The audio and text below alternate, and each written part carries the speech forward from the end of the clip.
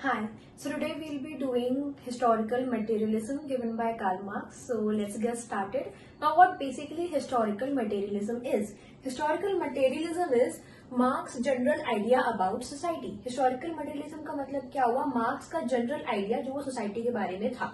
Moving on, the term historical and the term materialism has different meaning. Historical means analyzing the evolution of society through history.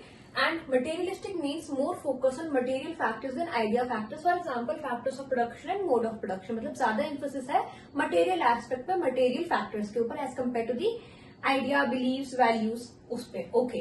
Now historical idealism versus historical materialism. So what basically historical idealism is? Historical idealism is idea can change material, idea bring material. तो यहाँ पे idea को primary रखा गया है. Material aspect material factor secondary. Idea मतलब again idea value believes ये primary रखा गया है. Material is your secondary aspect in this. Historical materialism में material will shape idea. Again material को प्राइमरी रखा गया है, आइडिया को सेकेंडरी रखा गया है. मतलब material will create new ideas. ठीक है. Now this is two interrelated aspect, that is material conception of society and evolution of society. Material conception of society is basically your system view and evolution of society is basically your dynamic view.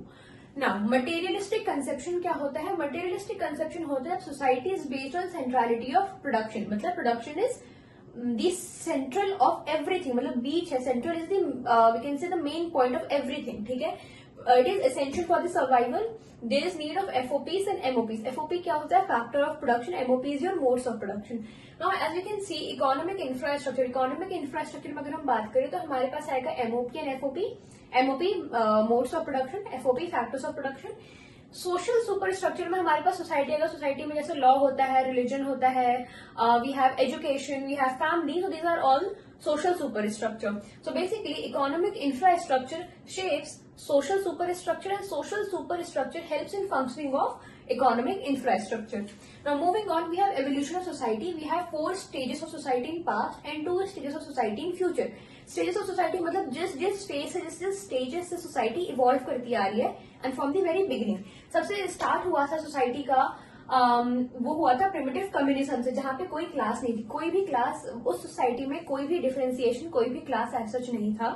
कोई भी upper class lower class नहीं था. कोई भी superior inferior नहीं था वहाँ पे. अगर हम बात करें तो हंटिंग गैदरिंग वाली जो बिल्कुल बेसिक सोसाइटी होती है वो सोसाइटी थी primitive communism. Moving on, we have ancient mode of production. Ancient mode of production में हमारे पास आता है master and slave. Master is your superior, slave is your inferior. Master will exploit the slaves. Master exploit करता था slave को. ठीक है. Then we have feudalism. जैसे यहाँ पे स्लेव नीचे थे, स्लेव एक्सप्लॉइट होते थे, तो स्लेव्स ने रिवोल्ट करा, रिवोल्यूशन हुआ, then the society transformed into feudalistic society. तो फ्यूडलिज्म में हमारे पास लॉर्ड है, सर्फ है. लॉर्ड कौन होता है? Lord again is your superior, serf is your inferior. Lord वो होता है जिनके पास अपना खुद का लैंड होता है. सर्फ्स वो होते हैं जो लैंडलेस लेबरर्स होते हैं और वो लॉर्ड के लैंड पे वर्क करते हैं फॉर वेजेस. ठीक है. नाउ कैपिटलिज्म, अगेन जो लॉर्ड होते हैं वो सर्व्स को एक्सप्लॉइट करते हैं. कैपिटलिज्म में we have capitalist, we have worker. Capitalist को हम बोल भी सकते हैं बुर्जुआजी एंड वर्कर्स को हम प्रोलिटेरियट्स भी बोलते हैं. So again bourgeoisie and proletariats अगर आ जाते हैं तो bourgeoisie is again superior and proletariats is inferior. Bourgeoisie exploit करते हैं प्रोलिटेरियट्स को, कैपिटलिस्ट एक्सप्लॉइट करते हैं वर्कर्स को. Moving on, we have socialism जहां पे एंड ऑफ प्राइवेटाइजेशन हो जाएगा. जो प्राइवेट प्रॉपर्टी है वो एंड हो जाएगी. ट्रू कम्युनिज्म है जहां पे no need of state, state की कोई जरूरत नहीं, स्टेटलेस सोसाइटी हो जाएगी. इनलाइटनमेंट आएगा और इनलाइटनमेंट मतलब एंड ऑफ हिस्ट्री. ठीक है. ये था true communism. Moving on, this theory of historical materialism given by Karl Marx has certain criticism. The first criticism is given by Francis Fukuyama. Francis Fukuyama was of the opinion that no true communism but thriving of first is liberal democracy and third is your capitalism, for example USA. Now Francis Fukuyama ने criticise करा marks को.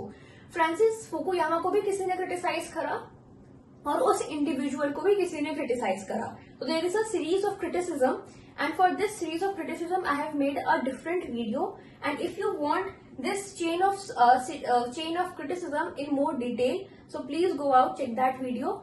And moving on, the second criticism is less importance to social superstructure in causing change. मतलब superstructure also affect economy. ठीक है. Third criticism is Asiatic mode of production for Eastern society, generalization कम हो जाता है, generalization decreases.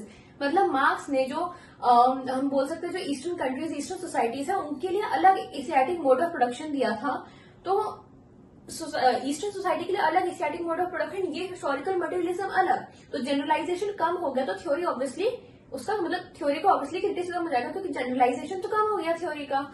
Moving on, fourth and the last criticism is that socialist societies are moving towards capitalism. For example, Russia, which is just the opposite of what Marx said. Marx said कि capitalism से we'll go to socialism and the society will transform into true communism. But इसका हो रहा है बिल्कुल उल्टा. Just the opposite of this is happening. Which means जो Russia है वो पहले था सोशलिस्ट सोसाइटी, तो अकॉर्डिंग टू मार्क्स रशिया को सोशलिज्म से ट्रू कम्युनिज्म पे जाना चाहिए था, बट हुआ ये कि जो रशिया है वो सोशलिस्ट से सोशलिज्म से वो जा रहा है कैपिटलिज्म की तरफ.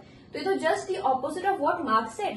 सो this is it for historical materialism given by Karl Marx. Thank you.